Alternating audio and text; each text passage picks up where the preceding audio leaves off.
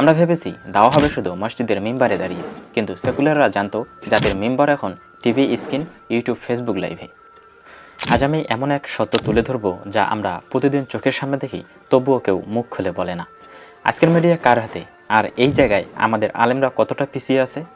আজকের দুনিয়া আর সোজা শক্তির যুদ্ধে চলে না, আজকে চলে চিন্তার যুদ্ধ, ন্যারেটিভের যুদ্ধ, তথ্যের যুদ্ধ। আর এই পুরো যুদ্ধের সবচেয়ে বড় অস্ত্র হলো মিডিয়া। কিন্তু প্রশ্ন হলো, এই মিডিয়া কার হাতে? টকশোতে কারা কথা বলে? জাতির মাথায় চিন্তা কারা ঢোকায়? বাস্তবতা হলো, মিডিয়া আজ সেকুলার লিবারেল গোষ্ঠীর পাখা দখলে। কারণ কি? কারণ তারা আগে থেকে বুঝেছিল যে মিডিয়া চালাবে সে সমাজ চালাবে। তারা বুঝেছিল মানুষকে গঠন করতে হলে প্রথমে মানুষের মানসিকতা গঠন করতে হবে, এবং মানসিকতা গঠন হয় সংবাদ, আলোচনায়, টকশোতে, বিতর্কে, বিশ্লেষণে। তাই তারা কোটি কোটি টাকা ঢেলে টিভি চ্যানেল বানিয়েছে, নিউজ পোর্টাল বানিয়েছে, স্টুডিও বানিয়েছে, বড় বড় এজেন্সি বানিয়েছে।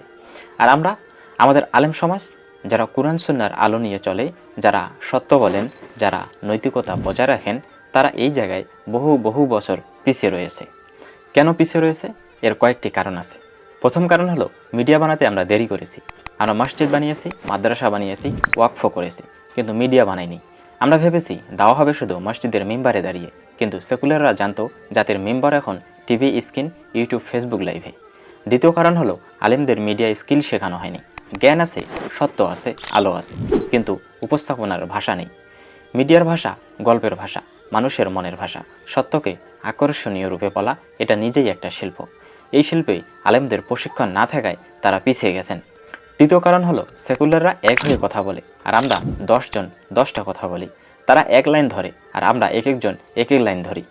এতে সত্য দুর্বল হয়ে যায়, মিথ্যাই শক্তিশালী হয়ে যায়। চতুর্থ কারণ হচ্ছে, ফান্ডিং নেই। মিডিয়া বানাতে টাকা লাগে, টিম লাগে, প্রযুক্তি লাগে। দুঃখের বিষয়, আমাদের সমাজ মসজিদে দান করে, স্কুলে দান করে, গরিবকে দান করে, কিন্তু মিডিয়া দান করতে চায় না। ফলে মিডিয়া দখল হয়ে গেছে অন্যদের হাতে। পঞ্চম কারণ হলো, আলেমরা টকশোতে ডাক পান না।